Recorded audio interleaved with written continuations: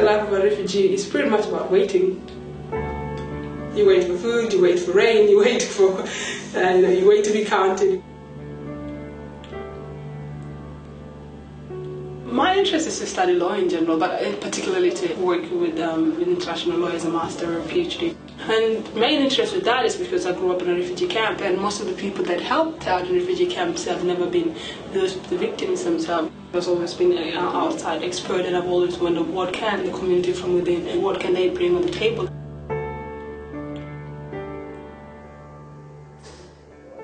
I think that's going to take, a generation of kids that are going to start, getting into places that most of them have never been.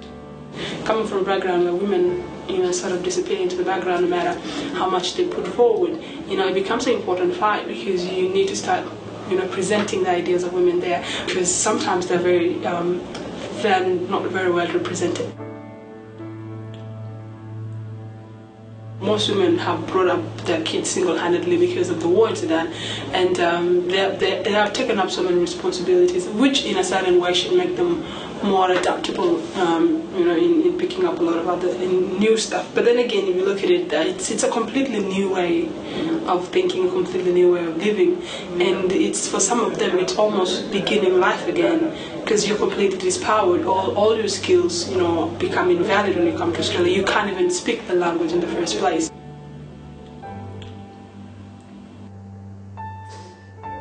I think the biggest challenge it's actually finding a sense of belonging or a sense of self. We should respect the Sudanese tradition.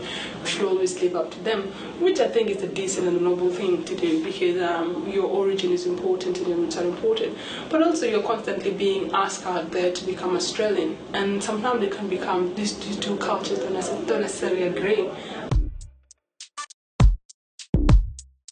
Even a person like me who had studied until my year 12 in a refugee camp, and I was very familiar with the school background, I was still very intimidated when I came to Australia. I mean, with the computers and with books and with all these resources and facilities that you cannot be able to even use, comes disadvantage you even more, because your work is not to the same level as your classmate. Not necessarily because you don't have the same mental capacities, as you don't have the same skills as they have. They've grown up in the system, they understand what is needed to be done, and for you it's just a matter of constantly catching up to everything.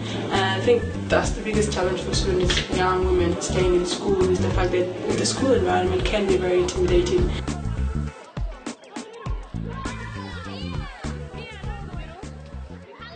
Does racism exist in schools? I definitely think so, and I think some teachers might be racist, and I think in that some students too might be racist. The biggest response I've had since I came to Australia that has been told to a lot of Sudanese young people by teachers is ignore it, and ignore what they say, ignore, don't respond. But I realized it's not even the kid that ignores, it's the teachers that are actually ignoring it.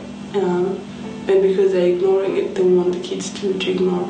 But if you're the victim, it's hard to ignore. It's hard to ignore being called a monkey, or going to school and finding written on the wall. When an African kid does something, it's because they are traumatized. But when a white kid does something, it's because they're naughty. You go to school, and that's where you're supposed to be, your chance of constructing, your future life, and you have this whole negative environment surrounding you. Then you come out of schools and you still feel it on the street. As people telling you to go back to your country, or throwing bottles or exit you. I called my mentor up the next day and told her I'm not going to school, and she told me, why won't you go to school? And I told her, what is the need? I mean, you would always trying to prove yourself against something. You think you've had enough, always waiting as a refugee, and then now you have also to even wait to be accepted. You're constantly waiting for something that you're probably never going to receive, And it's a constant fight. People get tired. Especially as a young person, you're also trying to find your own sense of identity despite any cultural background that you have. You can't fall back to your parents because they haven't been to school probably. My mom, I've never attended one parents-teachers meeting, and it's not her fault. She's got 7 other kids to take care of, and 19 could probably do well without her. So I think the parents even though they understand the importance of education, they think it's the teacher's responsibility. They do not know what their responsibility is as parents too. They think their main responsibility is to feed the kid, drop them at the school gate, or give them money to go to school, and that's pretty much it. And I think it's a learning process for them. If these women could be taught by teachers that you need to attend parents teachers meetings, you need to look at your kids' homework or something if they can understand what the kids' homework is, or maybe even have different days for parent meetings, or have forums for Sudanese women talking about what they can do to help their kids and achieve better, or to make their girls stay better longer in school. I think that could help. Even though my mom has not been able to help me out of my assignments or attend any, she's always emphasized the importance of school, and that has made me stay in school longer, even when you feel like you want to give up, you're tired. The fact that she tells you a story. I was in school and I wasn't able to complete my school because I was forced to marry someone else, and look at my life right now. So learning to be out there and to talk things that women not necessarily have done in the past, it's quite a new area for women to venture into. And even as you work hard into integrating into this community, and becoming a citizen of this nation, you constantly ask yourself, and I constantly ask myself, am I kidding myself by thinking that there is an identity that is Sudanese Australian, and who accepts that, and to what level? I know as a matter of fact that I'm always going to be too tall, too dark, or too something to be Australian, and that it's always going to be a compromise for a lot of people to accept me as an Australian. And I think a lot of young Sudanese people understand that by the media coverage and by a lot of political rhetoric that has been in the media. Sometimes it's either something negative or nothing at all. And yes, maybe to a certain limit, people will always look at my color and think, she's not good enough or she's not that. But as long as I'm able to look at myself and know that it's not my color that is important, because even though a lot of people use it to define a lot of what I am, I know I use the content of my characters to define a lot of what I am. You're told that race is not a factor, and then you're constantly finding it is a factor, but you're constantly being told tonight it's not a factor at all. It's confusing because I am told you can achieve anything you want to achieve, but when I look at it, I cannot actually achieve anything I want to achieve. I can only achieve anything I want to achieve with a certain color, a certain this, a certain that, a certain. So it's. Do you believe that? I don't believe it as a person, but I know that that's what it's going to happen. For me, that little voice still in your head that says, no, you've got to work. Can. Yeah, you tell yourself, these are things that, it sounds like cliches. You tell yourself, I can be whoever I want to be.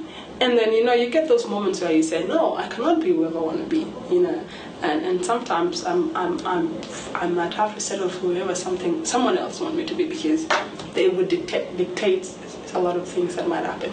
You could have the strength to fight it, but how do you fight a whole political system?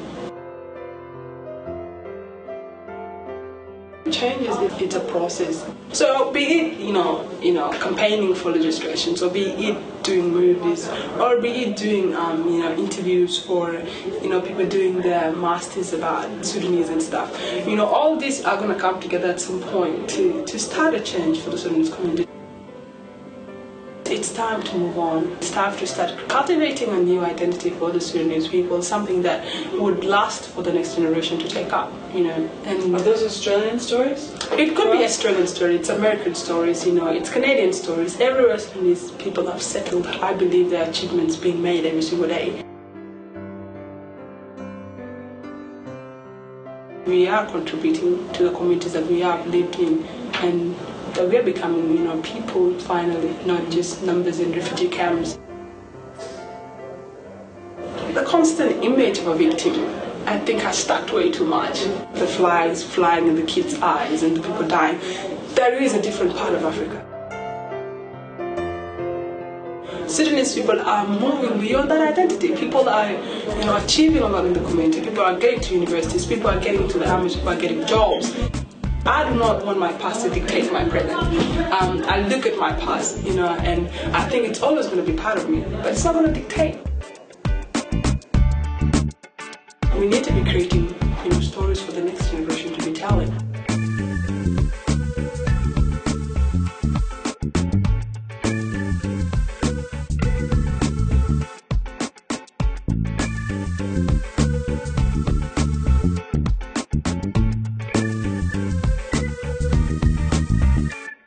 you.